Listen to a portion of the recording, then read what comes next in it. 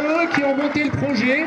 Ce projet, monté par 3 élèves du collège Vauban de Briançon, était de faire venir le champion paralympique Arthur Bauchet rencontrer les élèves de classe de 3e après un petit concert.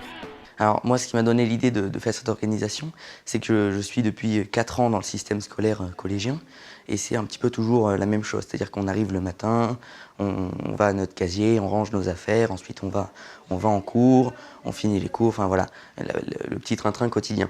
Et cette petite journée va permettre un petit peu de changer tout ça, c'est-à-dire que on va sortir en récréation, il va y avoir un concert, ensuite on va aller dans une salle, on va interagir avec un sportif plus ou moins connu, pour changer vraiment toutes les habitudes des élèves.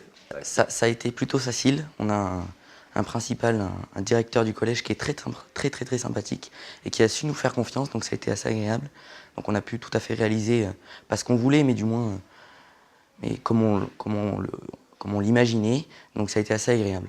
On encourage tous nos élèves à prendre des initiatives, parce que c'est que comme ça, en prenant des initiatives, encore une fois, qu'on se met dans une logique de construction, d'appropriation, de connaissance avec le monde, de reconnaissance de ses camarades, et quel que soit son niveau scolaire.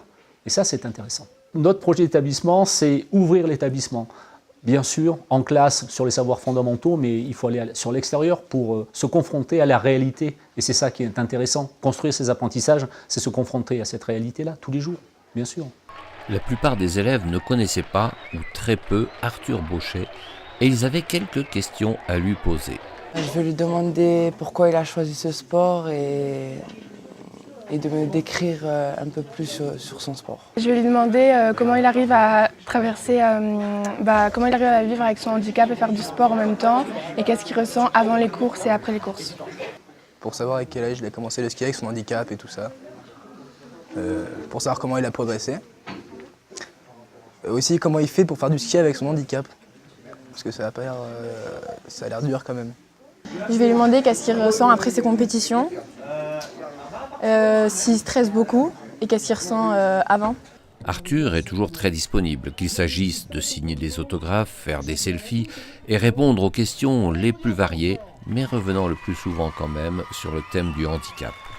Ma venue a aussi un rôle de sensibilisation entre guillemets au handicap, parce que voilà, quand on voit j'ai mes 2 jambes, mes 2 bras, on se dit mais qu'est-ce qu'il a?